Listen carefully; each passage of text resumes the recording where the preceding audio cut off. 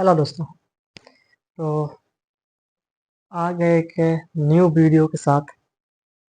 And हम यह भी कह सकते हैं कि एक न्यू चैप्टर के साथ आ गए हैं, जो कि बहुत देखा जाए तो बहुत ज़्यादा इम्पोर्टेंट टॉपिक्स है, बहुत ज़्यादा इम्पोर्टेंट चैप्टर्स हैं। आप कोई भी एग्ज़ाम दे दीजिए, लाइक नीट दे दीजिए, like Bihar board entrance exam दे दीजिए, या फिर एनी बोर्ड एग्ज़ाम्स। ये ऐसा ऐसा चैप्टर्स है जिससे क्वेश्चन आना तो फिक्स है। चैप्टर का नाम तो आप देख ही रहे हैं, ह्यूमन रिप्रोडक्शन। इसमें हम जनरली देखेंगे कि रिप्रोडक्शन होते क्या है, कितने टाइप्स के हैं, और जब टाइप्स देखेंगे उसके बाद आ जाएंगे हम ह्यूमन रिप्रोडक्शन में, जिसमें हम ह्यूमन रिप्रोडक्टिव ऑर्गन्स के बारे में बात करेंगे। मेल में अलग होता है, फीमेल में अलग रिप्रोडक्टिव ऑर्गन्स होते हैं। फिर एम्ब्रायो बनेंगे, फिर ऑफस्प्रिंग आएंगे, जिसको हम न्यू जनरेशन बोलते हैं। तो अब देखो, मेन बात यह है कि हम इवोल्यूशन के बाद ये टॉपिक हम डिस्कस क्यों कर रहे हैं। जब तुम गौर करो कि अगर इवोल्यूशन तुम नहीं पढ़े रहते तो ह्यूमन कैसे आए, कैसे डेवलप हुए, कैसे अर्थ का डेवलपमेंट हुआ, कैसे लाइफ का डेवलपमेंट हुआ, ये सब के बारे में तुमको मालूम ही नहीं चलता। तो फिर रिप्रोडक्शन पढ़ के कुछ फ़ायदा ही नहीं था तुम्हें। इसलिए हमने सबसे पहले इवोल्यूशन को कंटिन्यू किए, और मैं बड़ी गर्व से बोल सकता हूँ कि उस चैप्टर को मैंने बहुत अच्छा से डिस्कस किया हूँ। आप उस चैप्टर को जाको, आप उस चैप्टर के प्लेलिस्ट में जाइए और जाके चेकआउट कीजिए। उसके बाद इस चैप्टर में जंप लीजिएगा, नहीं तो उतना समझ नहीं पाइएगा। समझना तो एक टीचर पे डिपेंड करता है, समझाना भी टीचर पे डिपेंड करता है। मुझे मतलब जैसे मान लीजिए कि हम आपको अभी पढ़ा रहे हैं, तो मेरे पास ऐसा काबिलियत है कि मैं किसी भी स्टूडेंट को अच्छा से समझा पाऊँ। तो टीचर पे भी डिपेंड करता है, और साथ ही साथ स्टूडेंट पे भी डिपेंड करता है कि वो समझने में थोड़ा-सा माइंड लगा रहा है कि नहीं। तो चलिए, बिना टाइम वेस्ट किए हम इस चैप्टर को कंटिन्यू करते हैं। सबसे पहले हम यहाँ पे लिखे हैं today continuous class on education guide 10। देखिए, ये मेरा प्लेटफ़ॉर्म है। ये क्या है? मेरा प्लेटफ़ॉर्म है। इस प्लेटफ़ॉर्म पे मेरा जितना भी वीडियोज़ है, सारा का सारा वीडियोज़ इसी प्लेटफ़ॉर्म पे हम क्या करते हैं? इनपुट देते हैं, मतलब अपलोड करते हैं। जितना भी वीडियो आप देख रहे हैं, सारा का सारा वीडियो इसी चैनल पे मिल रहा है, एजुकेशन रिलेटेड। चैप्टर कौन सा डिस्कस करने वाले हैं हम? Human reproduction. और जैसा कि मैंने बोल ही दिया कि ये नीट के लिए, एनी एंट्रेंस एग्ज़ाम के लिए ये चैप्टर बहुत इम्पोर्टेंट है। तो चलिए, इसको इरेज करता हूँ और स्टार्ट करता हूँ। Human reproduction.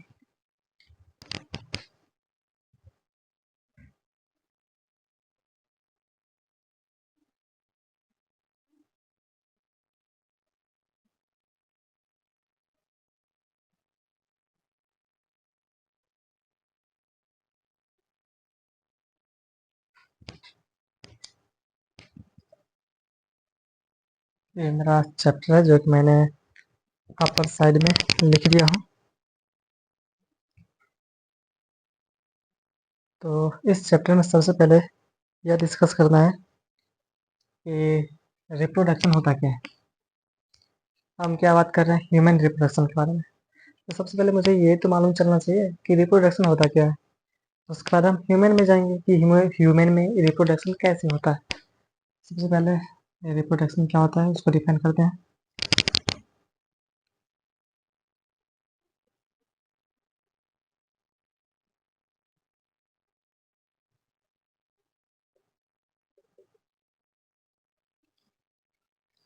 what is reproduction, what do you mean by reproduction, and define reproduction।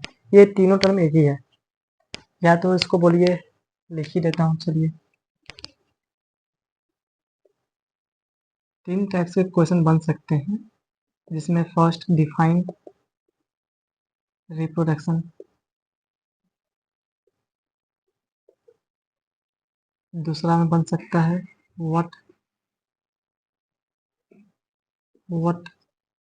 Do you mean by reproduction. Third बन सकता है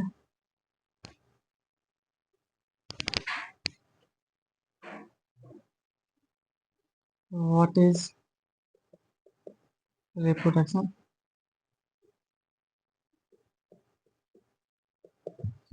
और तीनों का एक ही आंसर है, define reproduction. That means reproduction को डिफाइन करो। What do you mean by reproduction, it means reproduction से आप क्या समझते हैं। And third is what is reproduction, reproduction actual में है क्या। अगर हम बताना चाहें तो reproduction is a phenomenon in which any organism involves and produce new offspring called as reproduction। तो हम बात कर रहे थे रिप्रोडक्शन की, नोट करते जाइए। it is the process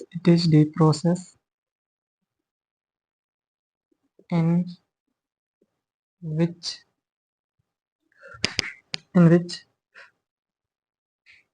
any organism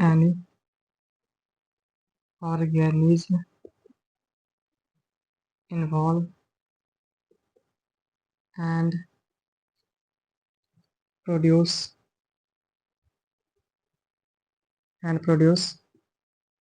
new offspring।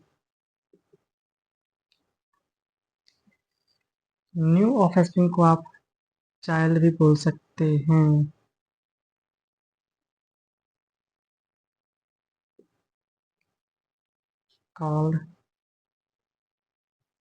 called as reproduction।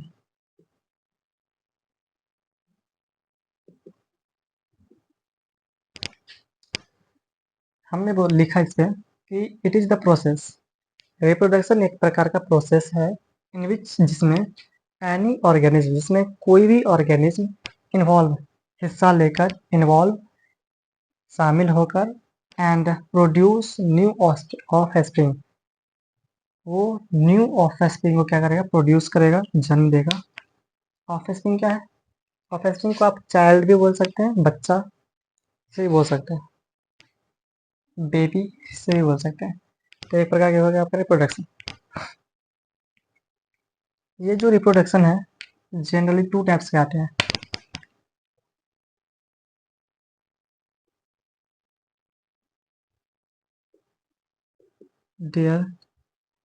There are two types. First is sexual reproduction,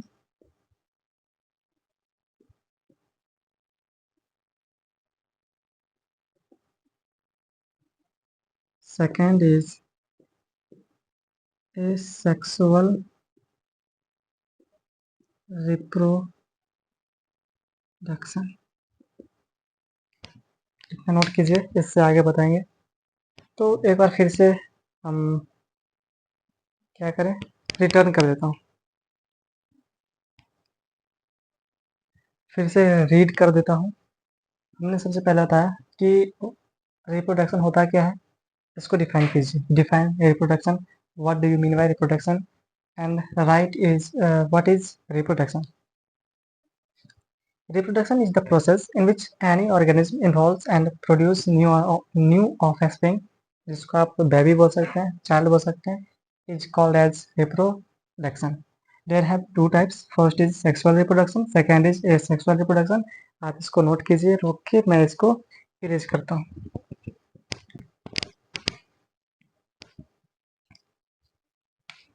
तो सबसे पहले बात करते हैं एसेक्सुअल रिप्रोडक्शन की. एसेक्सुअल पहले क्या था?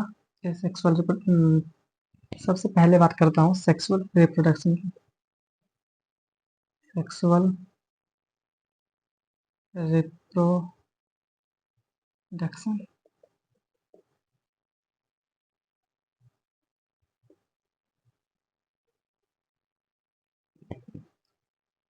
Sexual reproduction.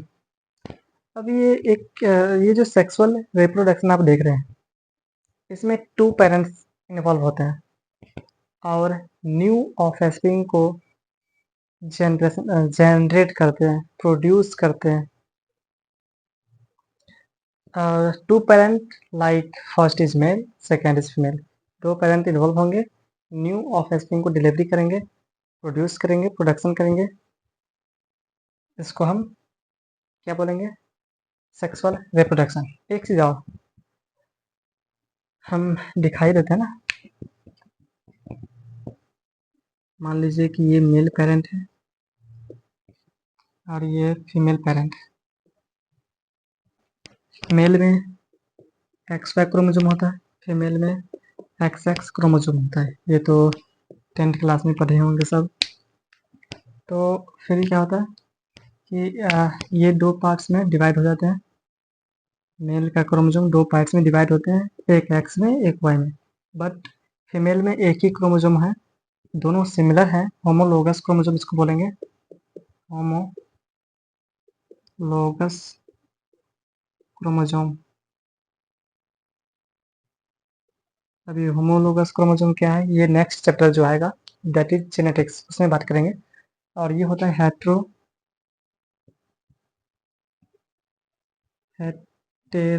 Hetero हेटेरोलोगस chromosome.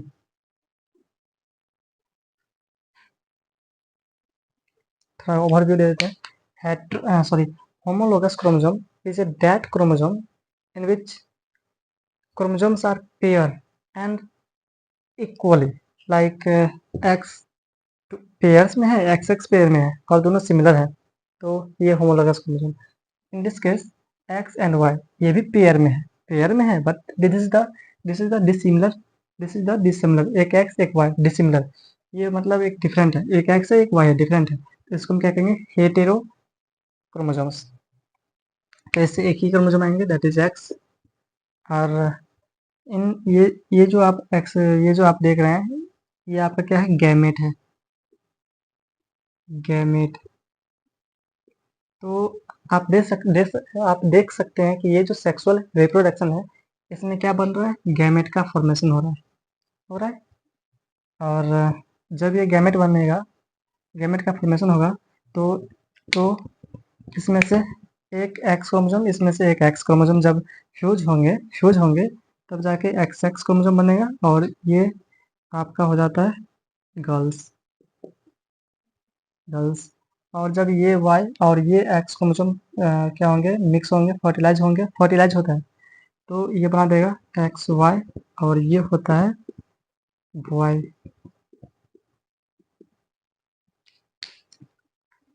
तो आप ये जो देख रहे हैं, ये जो प्रोसेस हुआ है, इस प्रोसेस को हम कहते हैं फर्टिलाइजेशन.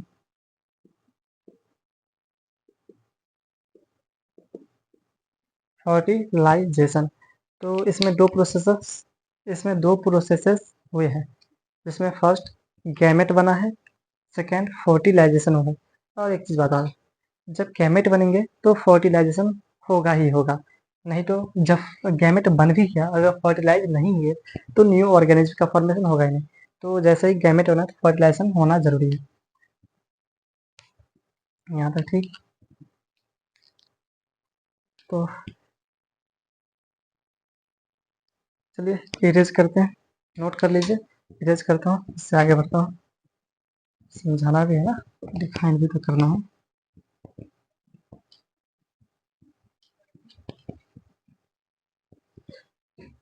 तो इस सेक्सुअल रिप्रोडक्शन में सबसे पहले हमने क्या देखा? Sexual reproduction is a type. It is a process. It is a process in which two parent in which at least two parent in which two parents involve and produce और produce को नाम लिख दो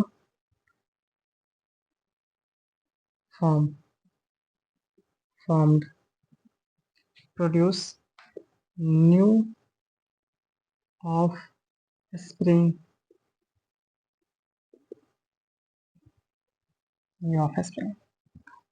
called as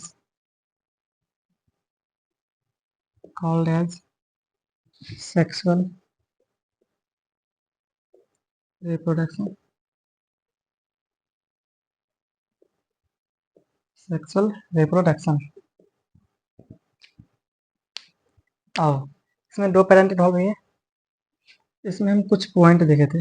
in this case gamete form, in this case gamete formation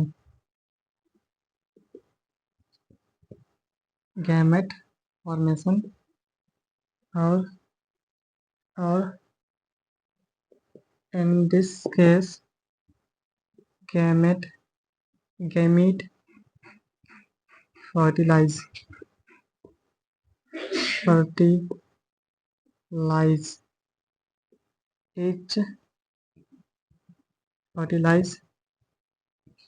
each other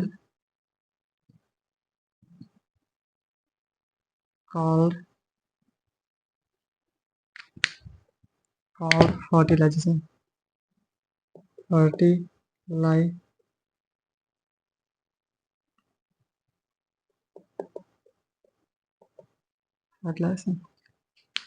या इसको हम ऐसे भी लिख सकते हैं इनविच, और इसको ऐसे लिख सकते हैं इनविच fertilization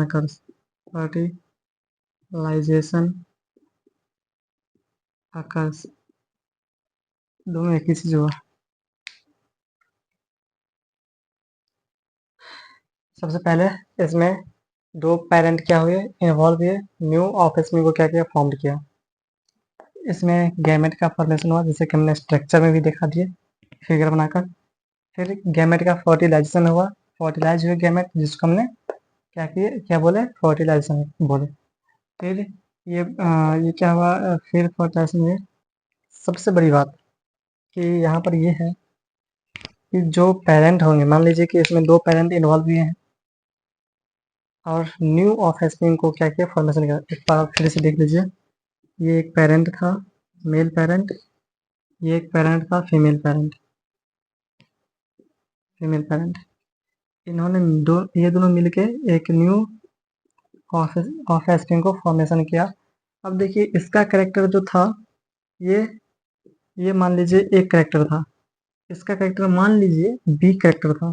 तो इनके जो ऑफस्प्रिंग थे, इनके कैरेक्टर क्या हो जाएगा, इसका भी कैरेक्टर आएगा, इसका भी कैरेक्टर आएगा। इसका मतलब इसका कैरेक्टर जो है ए बी आया। इसका मतलब इट मीन्स ये हुआ कि जो ऑफस्प्रिंग जो है, इसका कैरेक्टर क्या हो गया, डिफरेंट। किससे different, different from different from parents. यानी ये जो ऑफस्प्रिंग देख रहे हैं, जिन्होंने जो कि दो पेरेंट्स से इन्वॉल्व होकर बना है, तो ये अपने पेरेंट्स से ही क्या हो गए, डिफरेंट हो गए। जो कि बनाया है इनके पेरेंट नहीं, फिर भी डिफरेंट है। तो इसका मतलब, और ये डिफरेंट इसलिए है क्योंकि इसमें कुछ ना कुछ ऐसे वेरिएशन आए होंगे, कुछ ना कुछ ऐसे चेंजेज आए होंगे, जिसकी वजह से ये ऑफस्प्रिंग क्या है, डिफरेंट है। अब देखिए, वेरिएशन अगर पढ़े नहीं होते, दैट इज इवोल्यूशन चैप्टर आप पढ़े नहीं होते, तो वेरिएशन का मतलब आप कुछ समझते ही नहीं कि वेरिएशन इसका मतलब होता है कि चेंजेस। अब कब कब होगा चेंजेस, कैसे होगा चेंजेस, ये हम आगे वाले टॉपिक में पढ़ेंगे, आगे चैप्टर जो है इसमें पढ़ेंगे जेनेटिक्स में। तो इसको इरेज करता हूँ और कुछ लिखना है यहाँ पर और।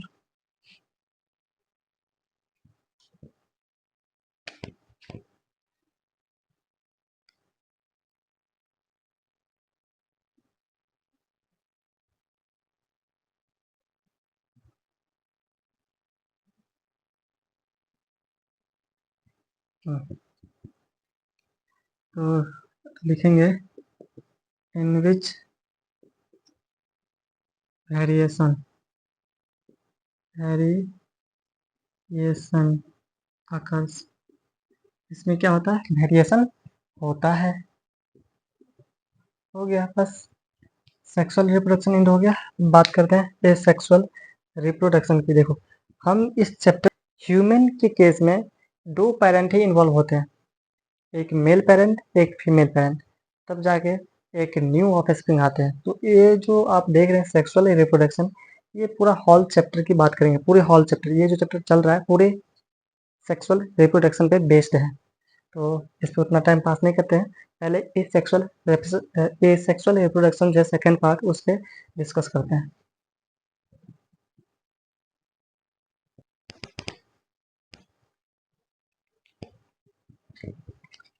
सेकेंड था ए sexual reproduction.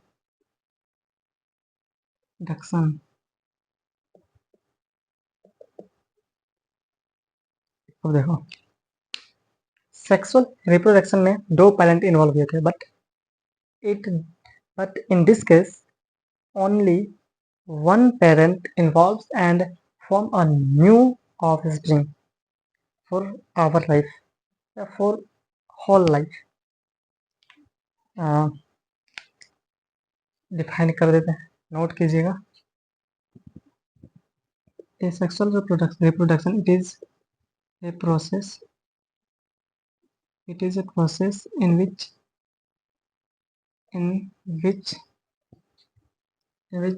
one parent one parents involve in which any one parent involves and produce, और पोस्ट में लिख लीजिएगा ओरिजिनेटेड ओरिजिनेटेड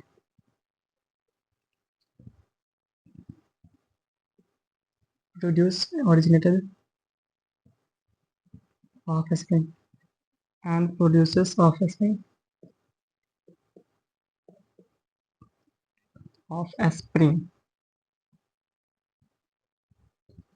called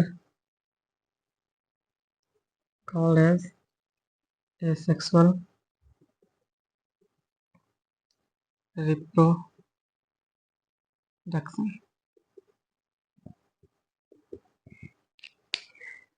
हमने कहा it is the process, it is a process, यह एक प्रोसेस है इन विच, जिसमें एनी वन पेरेंट, जिसमें कोई एक पेरेंट इन्वॉल्व हिस्सा लेकर एंड प्रोड्यूस, हिस्सा लेकर प्रोड्यूस करता है, ओरिजिनेटेड या ओरिजिन करता है, मतलब वही प्रोड्यूस करता है ऑफस्प्रिंग को प्रोड्यूस करता है, called as asexual reproduction. मतलब देखो, ए सेक्सुअल रिप्रोडक्शन में एक पेरेंट इन्वॉल्व होंगे और न्यू ऑफस्प्रिंग को फॉर्म करेंगे। तो जाहिर सी बात है, जैसे कि मान लो कि ये एक मेल पेरेंट थे, इन्होंने क्या किए, ए सेक्सुअल रिप्रोडक्शन में हिस्सा लिया। कौन सा रिप्रोडक्शन है ये, ए सेक्सुअल रिप्रोडक्शन।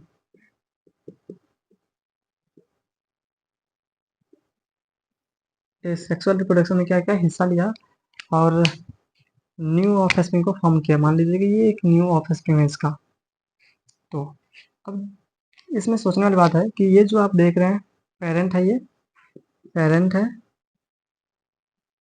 पेरेंट है, और ये क्या है इसका ऑफ स्प्रिंग है। ये क्या है ऑफ स्प्रिंग है। देखो पेरेंट से डायरेक्ट क्या बन गया ऑफ स्प्रिंग, किसके द्वारा बाय ए सेक्सुअल रिप्रोडक्शन द्वारा। इसमें गैमेट बना नहीं बना। गैमेट कब बनता है जब टू पेरेंट्स इन्वॉल्व होते हैं। फर्टिलाइजेशन हुआ नहीं हुआ।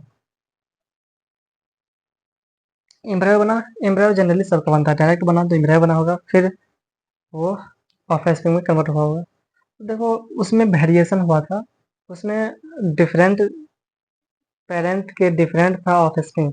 बट इस केस में जो पेरेंट है वो डायरेक्ट बन गया है ऑफस्प्रिंग में। इसका मतलब है कि ये जो पेरेंट है, इस ऑफस्प्रिंग जो है, ये जो ऑफस्प्रिंग है ये अपने पेरेंट के क्या होंगे क्लोन होंगे, दैट इज सिमिलर होंगे। क्या होंगे सिमिलर, सिमिलर होंगे, सिमिलर होंगे। और इस सिमिलर को ही बायोलॉजी भाषा में क्लोन बोला जाता है।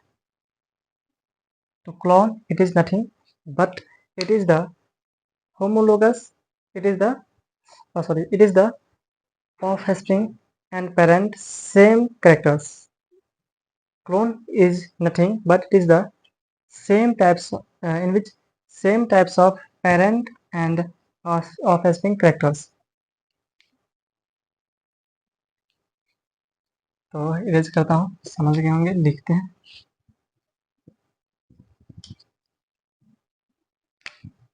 तो इसमें no gamete, gamete form, no gamete form, no fertilization occurs, no variation,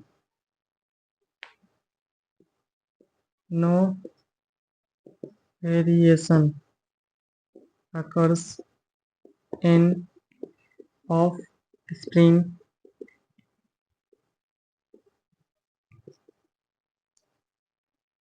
in this case। ये पॉइंट बहुत अच्छा है भी है। In this case offspring are clone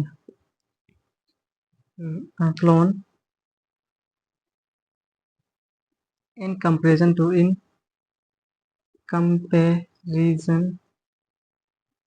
comparison to parent। और क्लोन का मतलब क्या होता है, क्लोन का मतलब होता है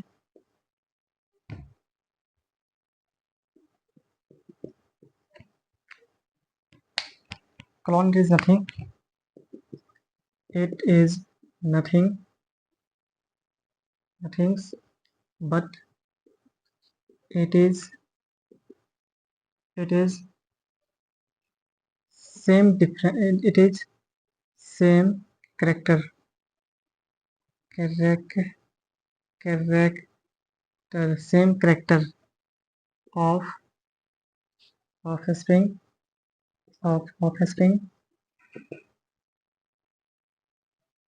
with parent, सेम कैरेक्टर है। तो ये हुआ ए सेक्सुअल रिप्रोडक्शन। अब ये सेक्सुअल रिप्रोडक्शन के कुछ टाइप्स हैं, नोट कीजिए। और ये सेक्सुअल रिप्रोडक्शन के टाइप्स के बारे में भी हम डिस्कस कर ही लेंगे। वैसे देखा जाए तो ये सेक्सुअल रिप्रोडक्शन के बहुत सारे टाइप्स हैं, बहुत सारे एग्जांपल्स हैं, जिसको खत्म करने के लिए, जिसको डिस्कस करने के लिए, जिसको स्टडी करवाने के लिए बहुत टाइम की ज़रूरी है। मिनिमम 40 मिनट तो लग ही जाएगा वीडियो बनाने में, फिर उसको अपलोड करने में बहुत सारे टाइम लग जाएंगे। तो इसलिए आज सोच रहा हूँ कि फ़िलहाल इस टॉपिक को यहीं रखा जाए और नेक्स्ट वीडियो में इस टॉपिक को आगे बढ़ाएंगे, जिसमें हम बताएंगे ए सेक्सुअल रिप्रोडक्शन के टाइप्स और यकीन मानिए इस प्लेटफॉर्म पे इतना अच्छा से आपको स्टडी करवाया जाएगा बारीकी से कि आप दूसरे चैनल पे जाने के मन नहीं करेगा आपको। फिलहाल मुझे एक निवेदन है कि जितने भी व्यूवर हैं कृपया सब्सक्राइब ज़रूर कर लें, क्योंकि मुझे भी थोड़ा सा इरिटेशन फील होता है, क्योंकि मेरा व्यूज़ जो है चलता अच्छा है बट सब्सक्राइब कम करते हैं, कमेंट भी नहीं करते हैं। कमेंट करना चाहिए, क्योंकि कमेंट से मुझे जो है कुछ क्वेश्चन मिलते हैं और उस क्वेश्चन को सॉल्व करना मेरा कर्तव्य है। तो कृपया अच्छी तरह से कमेंट करें, लाइक करें, शेयर करें। मिलते हैं नेक्स्ट वीडियो, तब तक के लिए सी यू लेटर।